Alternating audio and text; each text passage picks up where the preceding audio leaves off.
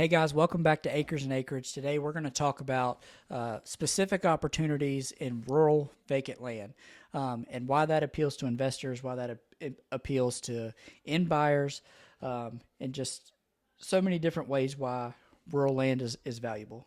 Yeah, so at Acres and Acreage, when we got started, we originally wanted to target just recreational vacant land.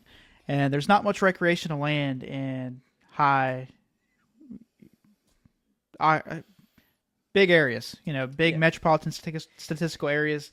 I guess I was trying to say high populated. volume population areas. Right. So we originally only targeted areas under 250 people per square mile. And we eventually had to open that up. But in terms of rural vacant land and how it's appealing to investors,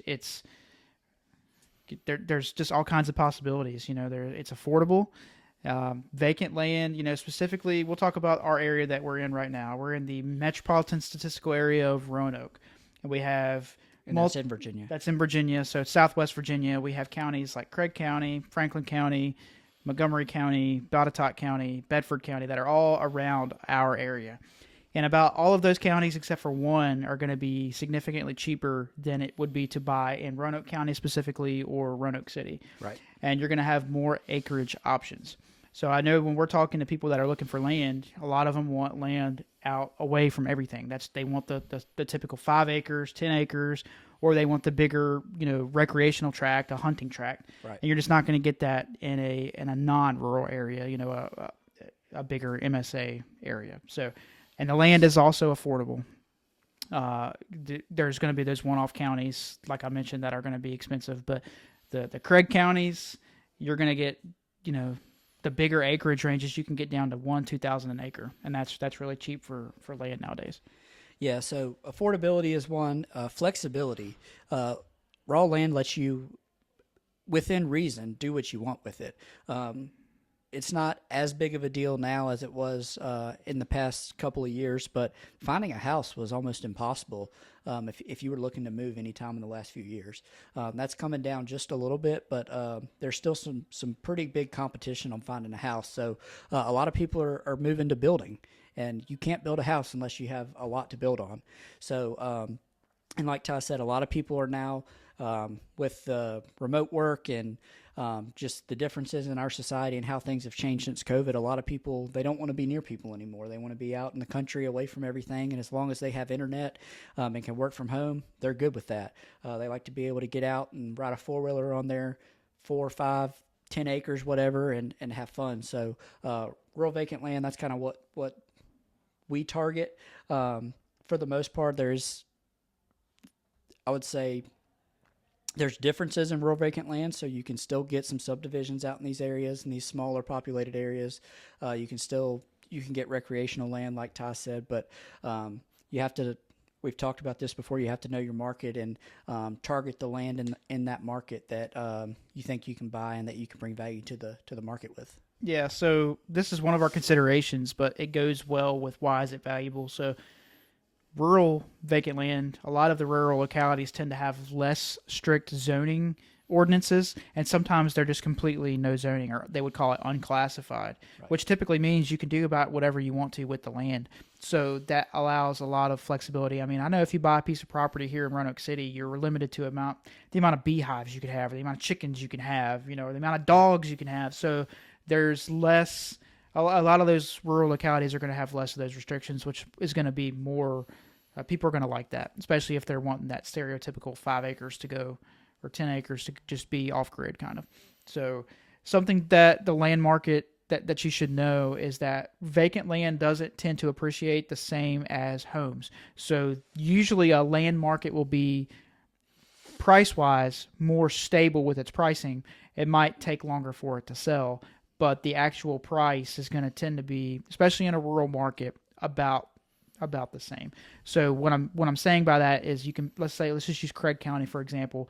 There's not a lot of properties turning over in Craig County, and when they're all turning over at the same pricing, that means when you buy that asset, you pretty much know what it's going to be worth a year from now, barring any kind of major black swan events going on, within the economy, another pandemic, or a major let's just use a major example, like, the water situation up in Flint, Michigan, something like that happening and devaluing real estate, or a major company coming to the area making all the property values, skyrocket because that company bring in jobs and then therefore housing need. So typically land is going to be about flat line. It's going to be about the same.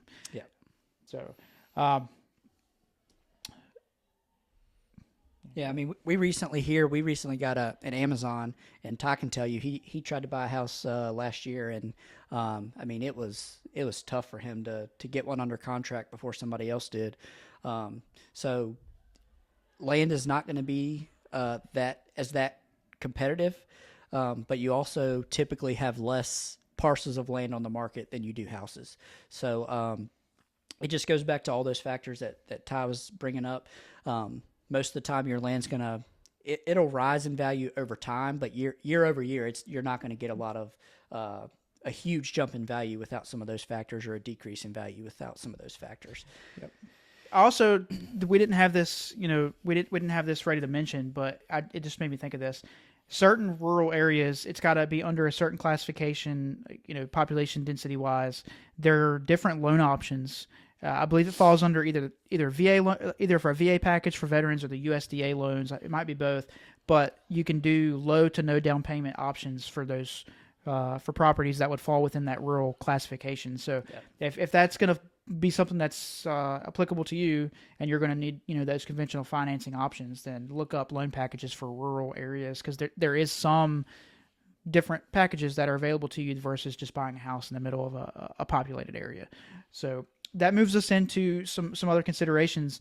The location, in terms of investment in rural vacant land, typically we like to see properties within a 1 to 2 hour radius of a major metropolitan statistical area, just because of infrastructure. So we know that there's going to be, stuff for people to do within a 1 to 2 hour range. Right. Or if somebody's wanting to buy that recreational tract or a vacation tract or somewhere to retire, and they live in, let's say, Atlanta, then they know that, there's a northern Georgia market that's rural, that's an hour north. And there's low land use restrictions there, and it's a lot slower pace of living, but it's within an hour or so of that major area, so you can get to the airport or go into town and get something that might not be available in that rural area. Yeah, and this kind of goes back to something that we talk about all the time, and that's going and seeing the property. When we bought 2 properties in Blue Ridge, Georgia, we didn't think much of Blue Ridge, Georgia until we went there, and I think now both of us would go back anytime for vacation or I'd live there. Yeah, things like that. I mean, yes, we want to be within a couple hours of a major metropolitan area, but if we're not, that doesn't immediately declassify a property for us. If there's a lake close by that people can get out on the lake with a boat, or there's something to do in that area, just look into that and see if that's something, if that lake is somewhere where people spend a lot of time during the summer, or just things like that can help you get that property and market it correctly to the end buyer. Yep. So we're not gonna go over zoning because we already did that a little bit previously, but I want to go over some features, and I got a great example for this. So we passed up on an opportunity for a property that's about 2 hours away from where we are now, so it kind of fits in that range area. It was a very rural area, and we had sent some mail out, and the owner called me up, and I had a great rapport with her, but we were about. It was a cheap property. It ended up selling for $40,000. So our room to negotiate with the price we thought we could pay was very, very tight, and we just couldn't come to an agreement on the price. And we were about $5,000 off. And she ended up listing that property with the realtor. And this specific property was completely cleared with sown grass, so it wasn't like it had been timbered and the stumps left. It was sown, and it was grass, almost like pasture land. And it had a large pond on the property, and that pond was lined with trees planted around it. It was beautiful. Had a driveway installed, and hindsight, we should have valued that property higher. But we really didn't have the comparables to say that it was worth that much more, so we stuck to our guns, stuck to our operating procedures, and we said we just can't. It's too much risk for us. She did end up listing that with a realtor, and it sold in 3 days. She listed it at 50, and she sold it for 40. So we could have doubled our money with that property, but we couldn't come up to where she was, and that's just a learning experience for us. But that just goes to show you that some of those, even in a rural area like that with very minimal comps, the features of that property made that property so much more desirable that it flew off the shelf. Right. Yeah, and I mean, I think if we had it to do over, I still don't think we'd buy it just because the comps weren't there to support the pricing that she thought. We loved the property. We thought it was a phenomenal property, and we, like, in the back of our mind, I thought we thought we could do well on it, but at the same time, we talk about this all the time. We want to bring value to sellers, but this is a business, so we do need to make money as well. So for us, it was. Like Ty said, we were about $5,000 in difference, but like I said, if we had to do it over, I think our operating procedures would tell us no, it's too risky. Yep. So just make sure that yes, you have to do your research and make sure that you're looking at the opportunities lost and seeing what happened with them, and you can use that to adjust your procedures, but just don't allow it to make you make a risky decision, because that can be detrimental to your business, especially for somebody like us who's fairly new in this, and we could afford a mistake now, but not nearly as much as we could back then. Yep. So we'll go into some of the tools that we're using. We went over this in our last video on how we're evaluating land. Some of the major things that we're using is Land ID and Google Earth. So those are two big things. If we get a lead on a property in, we're going to pull up Land ID and look at the topography lines, look at the soil overlays. We're going to look at the zoning overlays within Land ID, and then we're going to pair that. We're going to take the KML file from Land ID, and then we're going to put that into Google Earth and go in there and look at Street View. A lot of the rural areas are not going to have Street View, so you're just going to have your Earth 3D views to look at. And then we're going to look at if there's any floodplain issues. We're going to look at the FEMA flood panels. But something that is very, very valuable and that you need to understand for rural vacant land is having an agent in the area that knows the area well, that's responsive. Right. And if your plan is to do a quick flip on the property, they understand what you're looking to do with that property, how quick you're wanting to turn it. Having them simply ride out and go look at the property. We've had a situation where we had a property that our investors, there was some chicken coops beside the property on imagery. And if it wasn't for having a realtor go out and look at that property, we wouldn't have known that the chicken coops had been torn down. And there was 2 new vacation rentals that were beautiful contemporary style homes built right beside this property.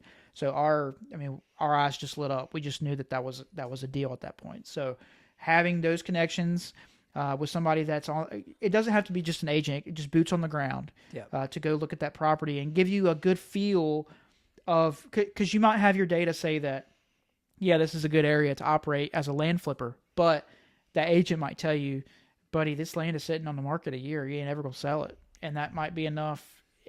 If they have some kind of data to support that with themselves, then that might be enough to deter you from operating there. So. Yeah, and make sure when we use realtors whenever we can for boots on the ground, but we're honest and we're open with them. We say, hey, either we're under contract to buy this or we're not comfortable putting it under contract until we get boots on the ground. But if you're able to do this for us and we buy it, we'll list it with you. And that's kind of their compensation for doing that for us. Don't just use the realtors and then list it yourself. That's I think that's bad business, and that's not the type of work that we would ever do. But just make sure that if you are calling realtors and you're using them to do this work for you, that you're compensating them in some way. And our way of doing that is giving them the deal on the back end to list so that they can make their commission that way. Yep. So we're going to talk about a deal that we have actively going on. It was a unique deal, and it is in a rural area. Not for too much longer, though. Yeah, not for fingers crossed, but we should be within a couple of weeks of that, the last property selling. But this was a property that was in a locality that's close to where we are now, about an hour, about 45 minutes away, depending on where you're coming from. So it is a little bit removed from it is in a different metropolitan statistical area. It is a rural area. And we got this lead from a property owner who had inherited some property. She had 3 lots that she owned. 2 of them were in the town, and 1 of them was in the county. They were all touching adjacent, but the county and town line was right there. Right. So 1 of them was zoned. It was a 5-acre zoned residential / agricultural. That's how the zoning was laid out. It was those 2 classifications. Then the front two in the town were zoned B2, which is a commercial zoning. So she had multiple offers with these properties, never was able to get it closed. Nobody could ever get to the closing table for whatever reason. And it turned out she needed a probate proceeding, which we ended up handling through our title company. It was actually the easiest thing. It was so easy. We didn't even have to really do anything. But and that's the value of a good title company is yes. that they can really make your job easier in dealing with situations like this. Yeah, and it definitely was easier with this in one regard.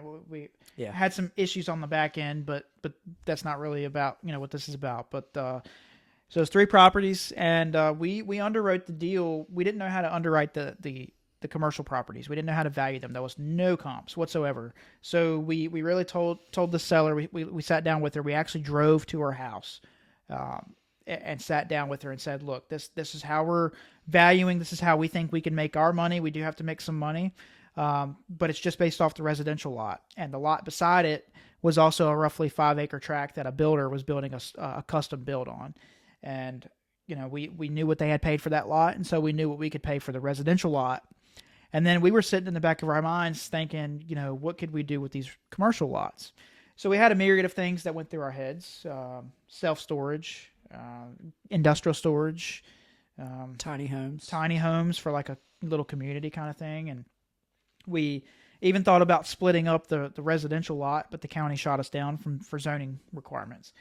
So we ended up coming to an agreement with the seller on a total purchase price that was a great deal just for the one lot. And I think it went better than either of us expected. Yeah, and I think the seller threw those other 2 lots in because I don't think she thought she could sell them. And for us, these were both commercial lots, and there were no commercial comps in the area, so we couldn't value them. And we were honest with her. We said, hey, we think the residential lot, we can pay this for it. The other ones, I think we said we'll give you $5,000 for them or something like that. And we honestly we expected to buy those and hold on to them for a while because we didn't think they would sell, and put all 3 on the market after closing it, and 9 days later they were all under contract. Yeah. And what we envisioned for the commercial lots was not what the end buyer is going to be doing with them, and it's not self-storage. It's not a tiny home community. This guy has for a while been wanting to find a place to open his own farmer's market, and that's what he's doing. We did have to have a long closing period for him to go through all the permitting with the county and the Department of Transportation to make sure that he could do what he wanted to do.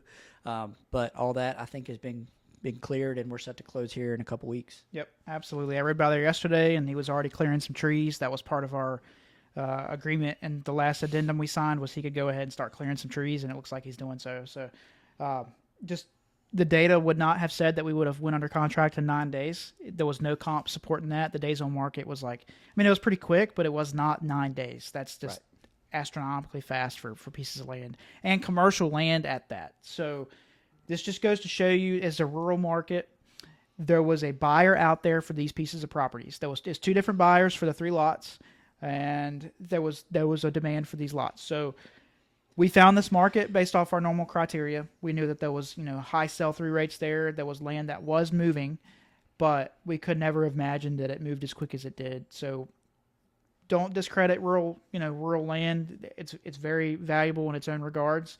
And if you pick the right areas to operate, you can do exactly what we did.